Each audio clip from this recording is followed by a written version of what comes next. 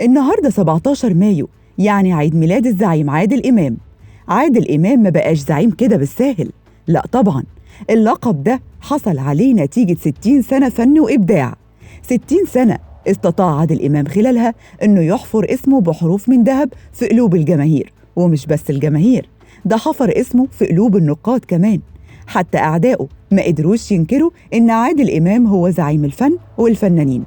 عادل إمام تقريباً مثل كل الأدوار، مثل دور الصالح والطالح، النشال والفدائي، الأب والابن والجد، المريض النفسي والطبيب النفسي، الإرهاب والمناضل، الفقير والغني، الطيب والشرير. يعني عادل إمام مثل أدوار بتعبر عن كل فئات المجتمع المصري والعربي، وما اكتفاش بنمط فني واحد أو أداء تمثيلي محدود، وإنما استطاع خلال مشواره الفني الطويل إنه يجسد ويشخص الكثير والكثير من الشخصيات على اختلاف أنماطها، ده إلى جانب أداء الأدوار الكوميدية ببراعة لم يصل إليها فنان آخر حتى يومنا هذا. ده حتى اللي حاولوا تقليده برضه فشلوا. عادل إمام هو صاحب المشوار والمسيرة الفنية الأبرز في تاريخ الفن العربي على الإطلاق. عادل إمام استطاع إنه يمزج ما بين التألق والنجومية والتصدر على مدار مشواره الفني الممتد ل60 سنة، ودي سمات ما توفرتش في فنان غيره لغاية دلوقتي. عادل محمد إمام محمد بخاريني، ده اسمه بالكامل، واشتهر باسمه الفني عادل إمام. دخل عالم الفنون ببداية تقليدية جدا، ففي الستينات كان الظهور الأول له، بس كان مجرد كومبارس صامت. ولما ابتدى يتكلم في أدواره على طول لفت نظر الجمهور بتاع المسرح. خفته ورشاقته جعلته يخطف أنظار الكتاب والمنتجين في ذلك الوقت، بس برضه كانوا بيجيبوه كومبارس بيدوله جمل يقولها لإعجابهم بأدائه. يعني ما بقاش كومبارس صامت خالص، بقى بيتكلم.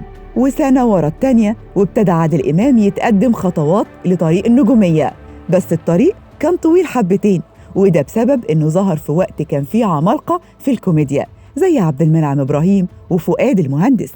ابتدى عادل إمام يظهر كسنيد للفنان فريد الأطرش وغيره من النجوم، وفضل على الحال ده وقت مش قليل، لدرجة إنه مل وأرهق وشعر إنه مجهوده لا يقدر على نحو كبير.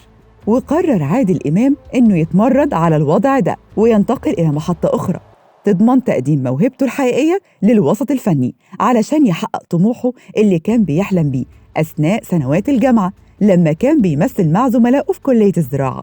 ومن هنا انتقل عادل إمام لأداء شخصية البطل التاني، واللي خلته يقف جنب أكبر النجوم وقتها زي فريد شوقي وحسن يوسف وأحمد مظهر وميرفت أمين وشادية وغيرهم من نجوم الستينات. وكانت بدايته الحقيقية لما تم طرح فيلم البحث عن فضيحة بالسينمات، والفيلم ده حقق نجاح مدوي وأعلن بقوة عن ميلاد نجم استثنائي قرر ألا يزاحمه أحد على عرش الكوميديا لحد دلوقتي. وبعد كده اتنقل عادل إمام لتقديم عدة أعمال بتحتوي على الإفيهات والكوميديا اللي كانت بتعجب بعض الجماهير في الوقت ده، زي فيلم زواج على الهوى وممنوع في ليلة الدخلة وأزواج طائشون و24 ساعة حب وحرامي الحب والكل عايز يحب وكده. الأعمال دي على قد ما كانت بتعجب بعض الجماهير إلا إنها خلت عادل إمام يخسر بعض من جمهوره ومحبيه. عادل حس بكده وبسرعة قرر إنه يرجع لقوالب الكوميديا الاجتماعية واللي نجح فيها نجاح كبير جدا، وتحول من بطل تاني لبطل أول بيشيل أفلام لوحده. وابتدى عادل إمام يحقق أعلى الأرباح في السينما والمسرح والتلفزيون لحد ما منحته الجماهير لقب الزعيم. عادل إمام قدم خلال مسيرته الفنية ولحد دلوقتي 126 فيلم، 16 مسلسل، 11 مسرحية ومسلسل إذاعي واحد.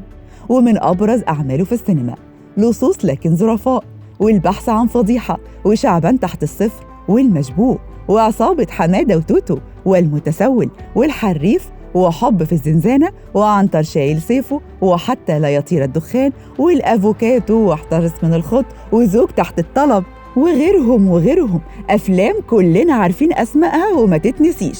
ومن أبرز مسرحياته الزعيم واللي ثبتت اللقب بتاعه، ومسرحية الواد سيد الشغال اللي مش ممكن نمل منها، وبودي جارد، وشاهد ما شافش حاجة، ومدرسة المشاغبين.